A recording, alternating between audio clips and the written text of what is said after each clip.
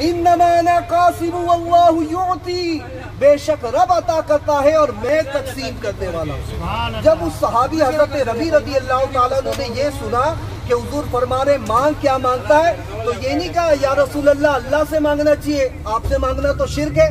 वो सहाबी थे, वो सहाबी थे, वही खुश अकीदा थे, उनको पता था कि देते हैं यही देते हैं, पूरी कायनात में तकसीम करने वाले यही। अल्हम्दुलिल्लाहि रब्बिल आलमीन वस्सलातु वस्सलामु अला रसूलिहिल अमीन व अला आलिहि व अस्हाबिहि अजमईन, अम्मा बाद। एक बरेलवी कब्र प्रस्त रज़ा ख़ानी मौलवी की वीडियो सुनने में आई, जिसके अंदर वो एक हदीस का सहारा लेकर ज़ोर लगा रहा है और रसूलुल्लाह सल्लल्लाहु अलैहि वसल्लम को मुश्किल कुशा साबित करने की कोशिश कर रहा है, जबकि रसूलुल्लाह सल्लल्लाहु अलैहि वसल्लम मुश्किल कुशा नहीं है, मुश्किल कुशा सिर्फ अल्लाह ताला है। तो एक हदीस उसने बुखारी की जो हदीस पढ़ के मुगालता दिया है, इंशाअल्लाह मैं वो ज़िक्र करता हूँ। पिछले जो मुशरिकीन गुजरे उनका भी यही हाल है, उन्होंने अल्लाह ताला की वो कदर नहीं की जो कदर करने का हक़ था। इसी तरीके से आज के दौर का जो शिरक करने वाला ये ग्रोह है बरेलवी, इन्होंने भी अल्लाह ताला की जो है ना वो कदर नहीं की जो कदर करने का हक़ था। इन्होंने अल्लाह ताला के मुकाम को ही नहीं समझा। अगर अल्लाह ताला के मुकाम को ये समझ लेते तो कभी भी शिरक का इर्तिकाब नहीं करते, यानी इस तरह की बातें नहीं करते। भाई सहाबे इकराम का गिरोह, इतना मुबारक गिरोह, उनके अंदर जंगें हो गई पूरी पूरी। ये अलहदा मसला है जो मुशाजरात सहाबा के हवाले से हमारा मौक़िफ़ है, लेकिन पूरी पूरी जंगें हो गई। लेकिन ये कि कोई अल्लाह के रसूल का एक सहाबी कब्र रसूल पे जाके उसने फ़रियाद नहीं की। सैयदा आयशा सिद्दीक़ा रज़ियल्लाहु ताला अन्हा तय्यबा ताहिरा मुतहरा की सैयदना अली से जो जंग का मामला है, जंग जमल का, तो हज़रत अली रज़ियल्लाहु अन्हु चले जाते, सैयदना अली रज़ियल्लाहु ताला चले जाते और कहते अल्लाह के रसूल मेरे साथ ये मामला है, मुश्किल कुशा जो है ना, आप तो मुश्किल कुशा हैं सुनते हैं, तो आप हल करा दीजिए ये मामला। नहीं, अल्लाह के रसूल मुश्किल कुशा नहीं है। सहाबा के अंदर जंगें हुई, मुशाजरात सहाबा के हवाले से जैसे मैं पहले ही अर्ज़ कर रहा हूँ, बात हमारा मौक़िफ़ बिल्कुल वादे है कि दोनों गिरोह जो है ना वो यानी सहाबा के गिरोह थे और सारे सहाबा जो है ना वो जन्नती हैं। तो ज़िक्र करने की बात ये है कि ये बात मैं यूँ यहाँ पर नोट करवा रहा हूँ ताकि आप समझें। देखें, सैयदना उस्मान इब्न अफ़्फ़ान की शहादत हो गई, रसूलुल्लाह सल्लल्लाहु अलैहि वसल्लम मुश्किल कुशा हैं और बलवाइयों ने आपको शहीद कर दिया, यानी आपको जो है ना घर के अंदर महसूर रखा गया, उसके बाद आपको शहीद कर दिया गया। इसके बाद सैयदना अली की शहादत का मामला है, जो अब्दुर्रहमान इब्न मुलजिम ने आपको शहीद किया, फिर सैयदना हसन को कूफियों ने जहर देकर शहीद किया। इसके बाद सैयदना हुसैन की जो है ना कूफियों ने जो शहीद किया करबला के मौका पर। रसूलुल्लाह सल्लल्लाहु अलैहि वसल्लम मुश्किल कुशा भी हैं और एक चीज़ और यहाँ पे ऐड कर लें कि हाज़िर नाज़िर भी हैं। तो हाज़िर नाज़िर होते हुए भी सहाबा में ये जंगें हो गई, से अल्लाह के रसूल के सहाबा शहीद हुए। सैयदना उमर इब्न ख़त्ताब रज़ियल्लाहु ताला अन्हु, अबू लोलो फ़िरोज़ अल मजूसी मलऊन ने जो है ना वो शहीद किया उमर इब्न ख़त्ताब रज़ियल्लाहु ताला अन्हु को। तो अल्लाह के रसूल मुश्किल कुशा भी हैं, हाज़िर नाज़िर भी हैं, फिर भी आपने नहीं बचाया, तो कितना बड़ा बहतान होगा। तो पता चला कि रसूलुल्लाह सल्लल्लाहु अलैहि वसल्लम मुश्किल कुशा नहीं है, हाजत रवा नहीं है। आते हैं उस हदीस की तरफ। तो पहले मैं यहाँ पे एक बात ज़िक्र करूँ, वो ये है कि पिछले दौर के जो मुशरिकीन हैं उनका भी शिरक यही था। पीछे हस्तियाँ थीं, ये बुत जो बनाए हुए थे ये महज पत्थर के बुत नहीं थे, इसके पीछे हस्तियाँ थीं। अब ये कब्र परस्ती है, इसके पीछे भी हस्तियाँ हैं। नेक सुलहा बुज़ुर्ग लोग, कभी नबी, कभी वली, कभी कोई सहाबी अल्लाह के रसूल का, यानी कब्र परस्ती के पीछे भी जो मामला है वो शख्सियात ही का ही है, अल्लाह के बरगदीदा बंदों का ही है। तो बुत परस्ती में भी, तो इसलिए सनम परस्ती और कब्र परस्ती ये दोनों एक हैं, दोनों का शिरक एक है। उस दौर में जो मुशरिकीन थे और असर आदर में जो शिरक करने वाला ये गिरोह है, दोनों का शिरक एक है।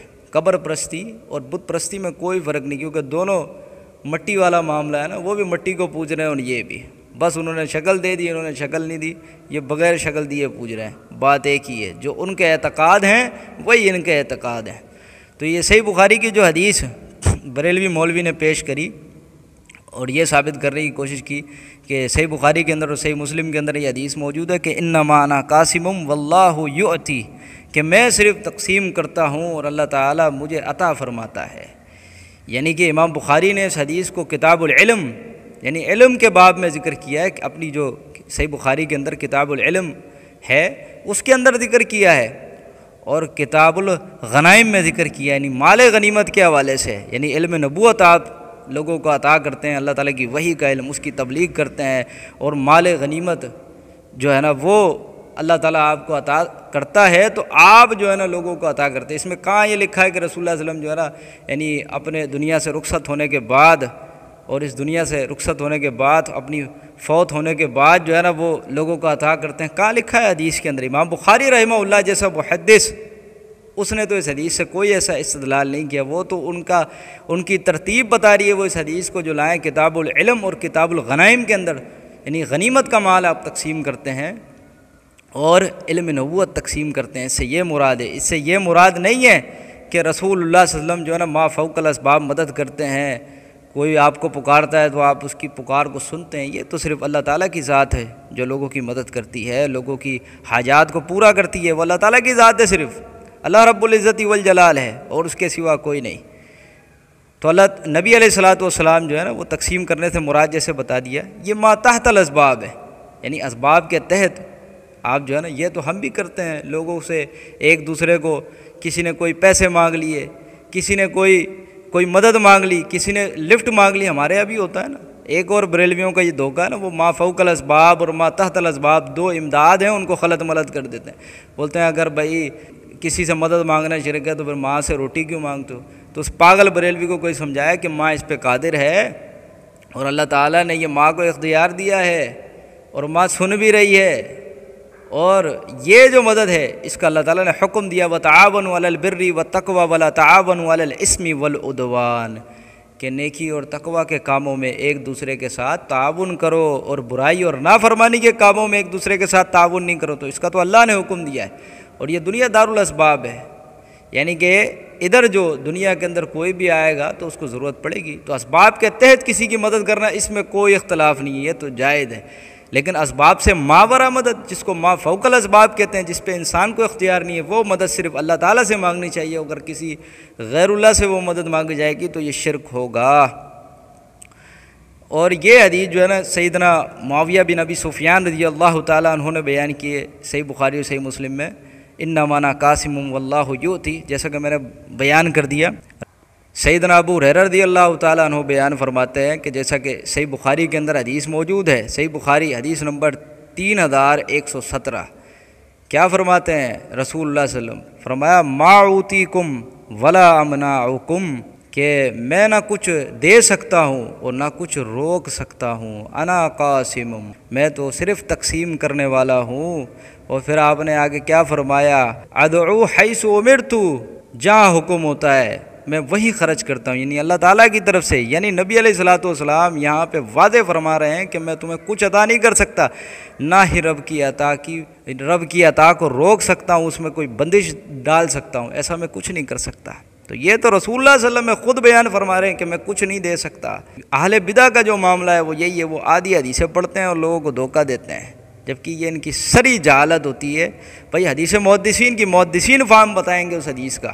اب اس حدیث سے پتہ چلا کہ رسول اللہ صلی اللہ علیہ وسلم مشکل کشا نہیں، آپ خود فرما رہے ہیں کہ میں نہ کچھ دے سکتا ہوں نہ روک سکتا ہوں، میں تو صرف تقسیم کرنے والا ہوں، قاسم ہوں، جہاں حکم ہوتا ہے میں وہیں خرچ کرتا ہوں۔ تو یہ اللہ کے پیارے پیغمبر بیان فرما رہے ہیں۔ اب آتے ہیں بریلویوں کے کچھ علماء کے حوالہ جات کی طرف، ان کو ان کے گھر کی گواہیاں بھی سنا دوں نا۔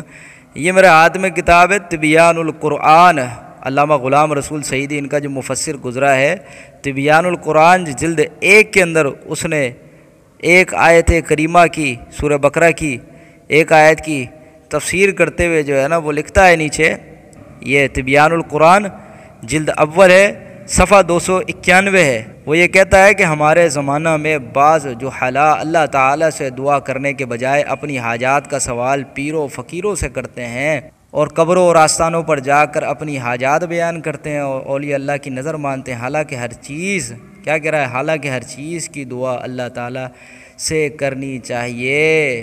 اور پھر کہہ رہا ہے اور اسی طرح نظر ماننی چاہیے، یعنی اللہ تعالیٰ کی، کیونکہ دعا اور نظر دونوں عبادت ہیں، اور غیر اللہ کی عبادت جائز نہیں، یعنی کہ یہ پکار، یہ دعا، یہ مانگنا، یہ عبادت ہے ما فوق الاسباب۔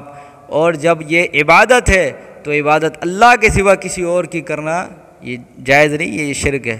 تو یہ پہلا والا۔ دوسرا والا بہت بڑا پیر، گولڑے والا پیر مہر علی شاہ کا پوتا، یہ پیر سید نصیر الدین نصیر، یہ اس کی کتاب میرے ہاتھ میں اعانت و استعانت کی شرعی حیثیت، وہ یہاں پہ اپنی کتاب میں ایک مقام پر لکھتا ہے، صفحہ 21 کے اوپر کہتا ہے، انبیاء علیہ السلام میں سے کسی نے کسی نبی یا رسول کو مدد کے لیے نہیں پکارا، بلکہ سب نے صرف اللہ ہی کو پکارا، جس کے ثبوت میں بے شمار قرآنی آیات اور احادیث پیش کی جا سکتی ہیں۔ پھر نیچے جا کے اسی عبارت کے نیچے چند یعنی کہ لائنیں چھوڑ کے آگے لکھتا ہے، نیچے کہتا ہے اسی لیے انہوں نے اپنے اپنے ادوار مقدسہ میں بجائے کسی انسان سے غیبی ما فوق الاسباب اور غیر مرئی، یعنی وہ مدد جو نظر نہیں آتی ہے، غیر مرئی مدد مانگنے کے اللہ ہی سے مدد مانگی اور اسی کا درس دیا۔ اور اسی طریقے سے مقابض المجالس، خواجہ غلام فرید چاچڑا والا پیر، اس کی ملفوظات جو کتاب ہے مقابض المجالس، وہ اس کے اندر یہ بات ذکر کرتا ہے، کہتا ہے کہ وہابیوں کے عقائد صوفیہ اکرام سے ملتے جلتے ہیں۔ کہتے ہیں صوفیہ بھی یہ کہتے ہیں کہ اللہ کے سوا کسی اور سے مدد مانگنا شرک ہے، اور کہتا ہے وہابی بھی یہ کہتے ہیں کہ اللہ کے سوا کسی اور سے مدد مانگنا شرک ہے۔